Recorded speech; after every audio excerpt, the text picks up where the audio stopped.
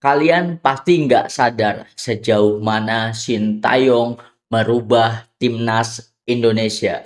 Sebagai supporter, kita dulu ketika menyaksikan timnas Indonesia menghadapi negara-negara di luar region ASEAN, kita selalu berharap minimal nggak dibantai lebih dari 3-0 itu udah bagus gitu kan. Tetapi di tangan Sintayong kita mengalami sesuatu sensasi yang berbeda. Di tangan Sintayong ketika timnas Indonesia menghadapi negara-negara di luar ASEAN, bahkan kita seri melawan Australia aja kita nggak terima anjing karena ekspektasi kita melawan siapapun itu ekspektasi kita menang, menang, menang. Bayangin dari yang minimal nggak dibantai sampai yang ekspektasinya menang lawan negara seperti Australia, Cina, Korea. Karena dulu kita pernah dibantai 10-0 sama Bahrain di tahun 2012. Segelap itu sepak bola Indonesia pada masanya. Dan dalam video kali ini gue akan membahas bahwa pemecatan Sintayong itu bukan salah dari pemain diaspora meskipun waktu itu ada konflik internal, juga bukan salah PSSI apalagi Pak Erick Thohir. Justru Pak Erick Thohir adalah pahlawan sejati dalam perkembangan sepak bola Indonesia. Gue akan memberikan POV yang mungkin sedikit berbeda dari apa yang selama ini kalian dengar karena yang salah adalah kita.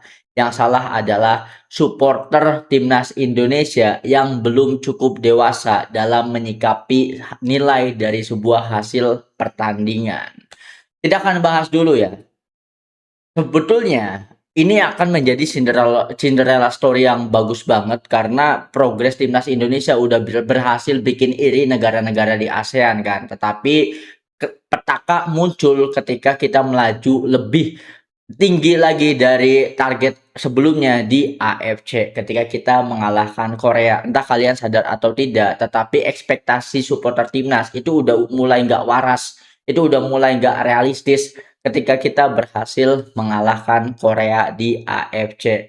Kita itu ekspektasi tetapi tidak dibarengi dengan apa ya, dengan hal-hal yang realistis seharusnya.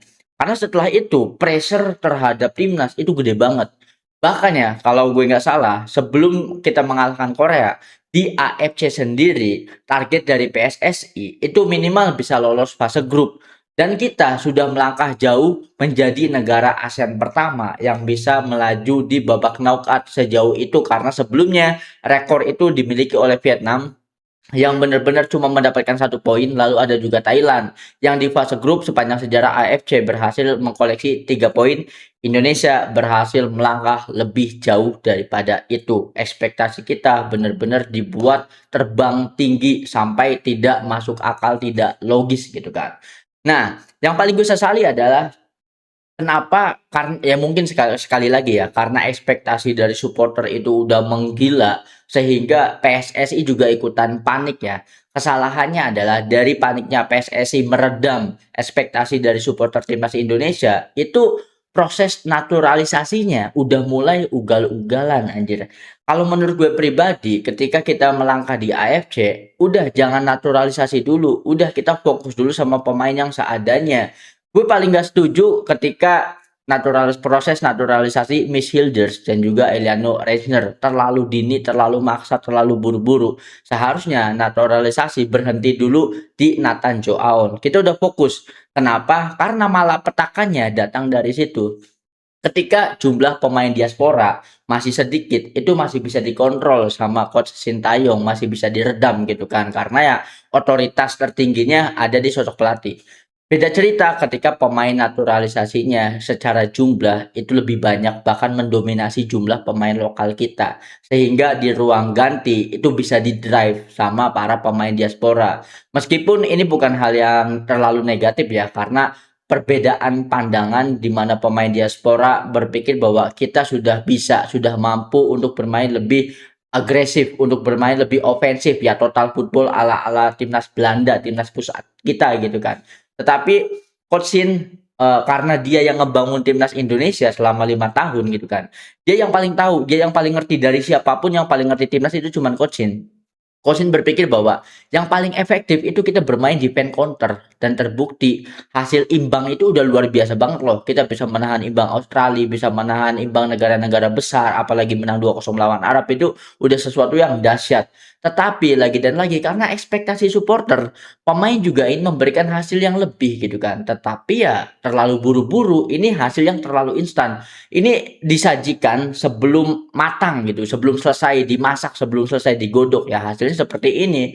Andai saja ya jika pemain naturalisasi itu tidak terlalu banyak dan sebagai supporter kita berharap bahwa meskipun apapun hasilnya di AFC ya udah serahkan saja pada Coach Shin. Dan ketika kita melaju di kualifikasi Piala Dunia ya sekali lagi meskipun gagal kita harusnya bangga. Kita sudah sejauh itu. Nanti kita coba lagi, kita percaya proses lagi. Mungkin kalau timnas kita, kalau supporter kita tidak apa ya, sehalu itu, ya Coach Shin masih tetap jadi pelatih timnas gitu kan. Tetapi lagi-lagi kedewasaan dari supporter yang tidak bisa memanage ekspektasi dengan baik, hal buruk pun terjadi.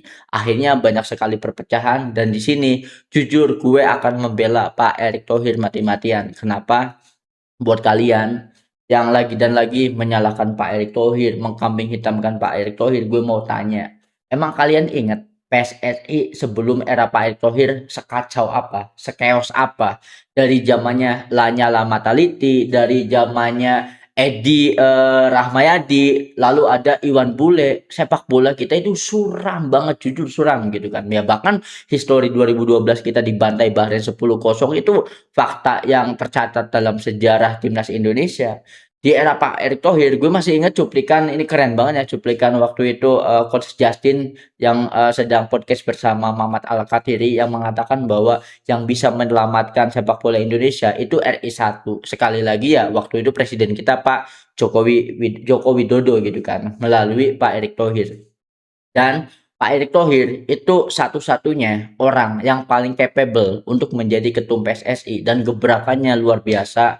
Kita sebelum era Pak Erick, liga kita dibekukan, ibaratnya sepak bola kita kacau, bahkan kita kehilangan momentum generasi emas Timnas Indonesia U19-nya Coach Indra Safri di eranya Evan Dimas. Itu tuh kalau saja federasi dan sepak bola Indonesia kita sudah seperti sekarang, kita tidak akan melewatkan talenta-talenta luar biasa seperti eranya Evan Dimas CS gitu kan. Tetapi semuanya hancur karena federasi sepak bola kita masih seamburadul itu.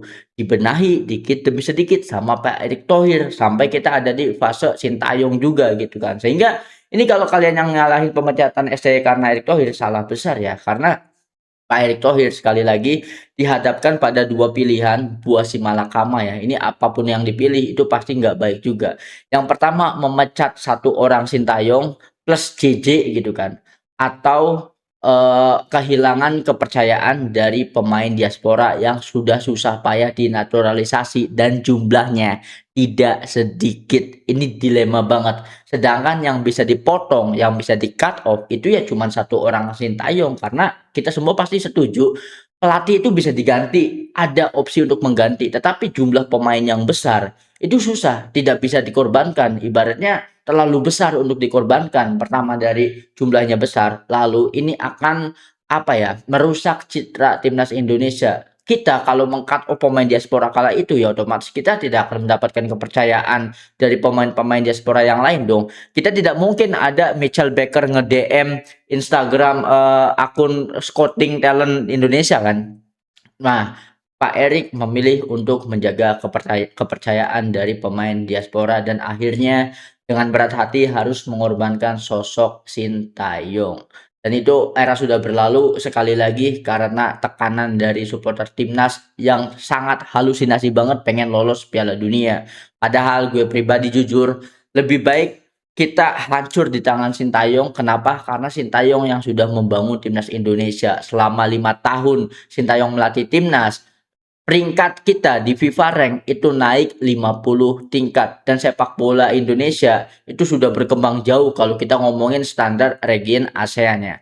Bahkan nih, ini justru menjadi berkah untuk negara-negara tetangga ASEAN kita. Kenapa? Mereka iri banget sama progres kita mendatangkan pemain naturalisasi, apalagi kita naturalisasinya memang dari garis keturunan, garis darahnya gitu kan, bukan naturalisasi era Christian Gonzalez yang bermain lama di Indonesia, bermain di liga akhirnya jadi WNI gitu kan, kan ini beda banget ya. Terbukti di AFF tadi, di AFF kemarin yang kita gagal, itu kan banyak sekali pemain-pemain naturalisasi di setiap negara. Bahkan di Vietnam aja ada Nguyen Son gitu kan, yang benar-benar orang Amerika Latin tetapi karena bermain di liga dan akhirnya bisa dinaturalisasi. Pemain Timor Leste bahkan salah satu pemainnya pernah debut di underage Inggris, debut bersama Jude Bellingham. Itu kan progres yang sangat dahsyat juga. Nah, kesalahannya ini gue melihat beberapa, podcast-podcast dari ini ya, dari pundit-pundit profesional dengan kapabilitas yang luar biasa. Gue respect, gue banyak belajar dari mereka. Mereka mengatakan bahwa ini adalah skuad termewah yang pernah dimiliki oleh timnas Indonesia untuk AFF, tetapi kok masih kalah. Sekali lagi permasalahan kita hanya melihat diri kita sendiri, kita hanya fokus kepada diri kita sendiri. Kita tidak melihat progres dari negara lain, kita tidak melihat dari kemajuan sepak bola negara lain dan juga peta kekuatan sepak bola dunia. Itu kesalahan dasar dari kita. Kita lupa bahwa negara-negara ASEAN yang lain pun itu pasti berkembang, itu pasti maju, sepak bolanya maju, tidak akan tertinggal. Tidak hanya kita yang berjalan maju, tetangga-tetangga kita juga sama. Itulah poinnya. Semoga saja setelah ditampar di AFF, kita itu secara ego bisa lebih turun lagi. Kita jangan terlalu jumawa lah. Apalagi gue orang yang paling kesel ya ketika kita melaju melesat di AFC bisa ngalahin Korea. King Indo lah, kita udah nggak main sama Malaysia, kita udah nggak main sama Timor Leste, kita biasa sparingannya sama Bahrain, sparingannya sama Arab, sparingannya sama Australia gitu kan. Tadinya gue berpikir itu sekedar jokes di media sosial, tetapi ternyata jokes ini merupakan representasi dari kesombongan timnas Indonesia. Ingat ya, sepanjang sejarah timnas Indonesia itu tidak pernah memenangkan trofi apapun anjing. Bahkan di AFF yang isinya negara-negara ASEAN aja 30 tahun kita tetap tidak mendapatkan trofi apapun. Kita kalah dari Singapura, kalah dari Malaysia, kalah dari Vietnam, apalagi dari Thailand. Raja ASEAN itu ya dari Thailand gitu kan. Ketika bahkan dikasih hasil yang sempurna, hasil yang bagus dari Sintayong, kita jumawa, kita tidak bisa mengimbangi dengan manage ekspektasi yang baik, akhirnya ya dihancurkan sama kita sendiri. Kalian kalau ingat di Piala Dunia 2026 kemarin, ada fenomena Cape Verde, yang paling keren dari Cape Verde apa? Itu komentar dari pemain, dari presidennya langsung, dari supporternya, itu semuanya humble. Mereka hanya berpikir kami berpartisipasi di Piala Dunia saja itu sebuah anugerah, kami tidak meminta lebih. Itu perkataan dari Pojinya, kiper legendaris ikonik di Piala Dunia 2026 gitu kan. Bahkan dari supporternya, ya kita jujur tidak pernah berharap sampai di sini. Ya, so menang kalah kita hanya bisa menikmati. Seharusnya mentalitas humble dan rendah diri itu dimiliki oleh timnas Indonesia ketika kita sudah mulai berbicara banyak di AFC. Dan salahnya lagi, kita itu bener-bener gue nggak habis pikir ya sama pola pikir kita gitu kan. Kita itu seakan-akan secara tingkat, secara anak tangga, kita pengen langsung lolos Piala Dunia. Kita lupa, kita harus mendominasi dulu di ASEAN. Kalau sudah mendominasi di ASEAN, kita harus berbicara banyak dulu di AFC. Minimal kita jadi kekuatan raja baru di AFC. Barulah kita bermimpi untuk Piala Dunia. Ini mah progres yang terlalu bagus, harapannya langsung lolos Pildun, yang nggak masuk akal, Cok. Ibaratnya kan, ini nggak make sense. Kita harus step by step, kita harus percaya proses. Dan gue harap pemecatan Sintayong ini menjadi pelajaran besar ya, terkhusus untuk supporter timnas Indonesia. Dan gue menghimbau ya untuk teman-teman agar percaya proses kepada John Herman apapun hasilnya. Anggaplah John Herman ini Sintayong 2.0 karena John Herman ini kita susah banget loh mendapatkan tanda tangan kontrak dari John Herman karena sebelum Patrick Kluivert, John Herman itu udah dilobi sama PSSI tetapi menolak. Kenapa menolak? Alasannya juga nggak kalah keren. Karena John Herman tidak ingin melanjutkan proyek yang dibangun oleh orang lain. John Herman ingin proyeknya dibentuk oleh tangannya sendiri dari nol, dari membangun pondasi sehingga nanti timnas Indonesia memiliki identitas yang berbeda di tangan John Herman. Apalagi secara riwayat, secara visi, John Herman itu pernah melatih timnas Kanada, pernah memberikan debut kepada Jonathan David dan juga Jonathan Davis, pernah mengantarkan Kanada ke Piala Dunia, sehingga John Herman adalah sosok yang kita butuhkan untuk bisa menjaga momentum timnas Indonesia kita. Jangan sampai kita melangkah mundur, jangan sampai kita berjalan di tempat, kita harus maju. Bahkan proses seleksi pemain diaspora pun ini masih banyak ya, kedepannya mungkin kita banyak sekali karena kita udah terlanjur bergantung sama pemain diaspora. Tetapi itu tetap bagus, kenapa? Karena ini memberikan level standar permainan untuk pemain lokal kita, sehingga siapapun pemain lokal yang bisa tembus ke Garuda Calling, ya secara kualitas ya udah setara sama kualitas pemain-pemain diaspora yang biasa berkompetisi di Eropa. Terbukti adanya Rizky Ridho, Donitri, dan juga Beckham Putra, mereka adalah talenta terbaik yang pernah dimiliki di lokal kita gitu kan, yang bermain di BR Super League. Secara kualitas mereka jadi meningkat. Nah, itu dia masalahnya. Ya, kalaupun ada sebuah narasi yang mengatakan pemain diaspora akhirnya pada pulang, pada bermain di BR Super League itu penurunan karir, penurunan kualitas. Ya lagi dan lagi di sisi yang lain pemain diaspora juga terseleksi karena jumlahnya udah banyak. Nanti jangan heran ya terbukti Rafael Struijk udah gak masuk skuad. Nanti kalau menurut gue ya Sandy Wallace sama Mark Klok, Sandy Wallace, Mark Klok sama Shane sama Tom Haye berikut ya. Itu kayaknya udah susah deh untuk bisa masuk ke masuk ke skuad utama timnas gitu kan. Dan bahkan Nathan Joao juga bisa jadi kalaupun dipanggil bisa jadi pelapis. Kenapa ya? Sekali lagi karena jumlah pemain diaspora kita bagus, kita difilter ulang, kita diseleksi lagi siapa yang pantas untuk membela timnas Indonesia dan ini baru permulaan. Kedepannya pasti banyak karena pemain-pemain luar pun melirik Indonesia dari engagement dan juga sebuah tantangan yang menarik untuk ditantang gitu kan ibaratnya membela timnas Indonesia. So harapannya semoga kita sebagai supporter timnas sama-sama berpikir, sama-sama merenung bahwa kita jangan menyalahkan orang lain dulu, kita berkaca introspeksi dulu kepada diri kita sendiri bahwa mungkin ekspektasi kita yang selalu berlebih adalah bumerang ya. Ibaratnya ini adalah bola api yang akan membakar hasil dari timnas itu sendiri gitu kan. So kalau menurut kalian gimana nih? Setidaknya itulah yang ada di pikiran gue tentang timnas Indonesia. Gue selalu mendukung atau membela Pak Erick Thohir karena kita harus ingat ya, bahkan kita masih butuh Pak Erick karena selain Pak Erick, gue belum punya nama lain yang pantas dan yang layak untuk menggantikan sosok Erick Thohir sebagai ketum PSSI. Kalau kalian masih nggak terima dan masih menyalahkan Pak Erick Thohir, gue tantang sebutkan siapa calon pengganti yang layak untuk menggantikan Pak Erick sebagai ketum PSSI. Nanti drop di kolom komentar. Siapa tahu ya pasti kalian lebih paham, kalian juga pasti mengikuti perjalanan timnas Indonesia. Kalian juga bagian dari supporter timnas Indonesia. Dalam channel kali ini, dalam episode kali ini, gue hanya sharing pendapat dan opini kepada kalian. Siapa tahu gue juga mendapatkan banyak sekali insight dari kalian di kolom komentar agar kita sama-sama mengerti, agar kita sama-sama tahu, agar kita bisa bersama menikmati proses dari timnas Indonesia sendiri. Ini adalah langkah perjalanan panjang untuk pertama kalinya trofi akan pulang ke Indonesia, entah itu trofi apa, apakah FIFA ASEAN Cup yang pertama kali akan diselenggarakan dan kita menjadi tuan rumah, ataukah nanti di AFC kita bisa memberikan kejutan, bisa nembus ke semifinal, atau bahkan akan ada kejutan-kejutan lain. Kita lihat saja, intinya percaya proses sama yang udah ada sama John Herman, jadikan pemecatan Sintayong sebagai pelajaran mahal. Baik itu untuk Federasi Sepak Bola, baik itu untuk timnas Indonesia itu sendiri dan juga supporter timnasnya juga. Itu saja mungkin pembahasannya dalam kali ini. Buat kalian yang punya pendapat nanti drop opini kalian di kolom komentar.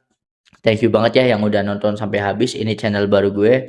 Dukung seikhlasnya, subscribe juga seikhlasnya. Sampai jumpa di pembahasan berikutnya. Bye.